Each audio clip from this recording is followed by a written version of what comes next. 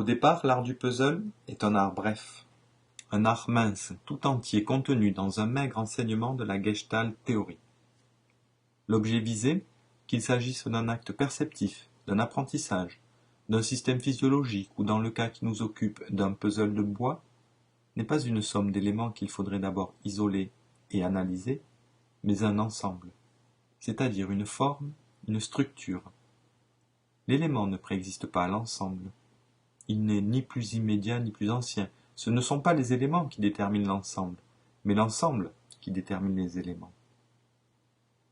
La connaissance du tout et de ses lois, de l'ensemble et de sa structure ne saurait être déduite de la connaissance séparée des parties qui le composent.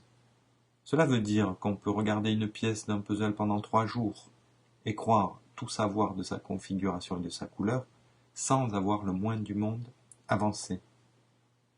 Seule compte la possibilité de relier cette pièce à d'autres pièces. Et en ce sens, il y a quelque chose de commun entre l'art du puzzle et l'art du go.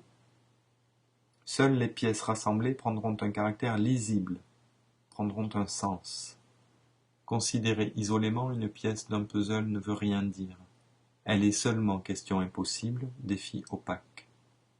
Mais à peine a-t-on réussi, au terme de plusieurs minutes d'essais et d'erreurs, ou en une demi-seconde prodigieusement inspirée, à la connecter à l'une de ses voisines, que la pièce disparaît, cesse d'exister en tant que pièce.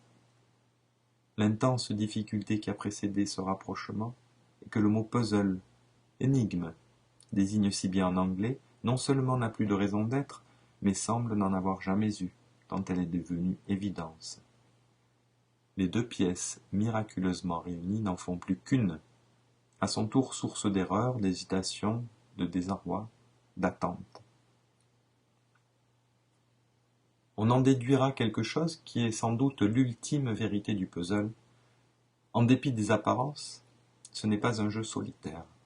Chaque geste que fait le poseur de puzzle, le faiseur de puzzle l'a fait avant lui. Chaque pièce qu'il prend et reprend, qu'il examine, qu'il caresse, chaque combinaison qu'il essaie et essaie encore, chaque tâtonnement, chaque intuition, chaque espoir, chaque découragement ont été décidés, calculés, étudiés par l'autre.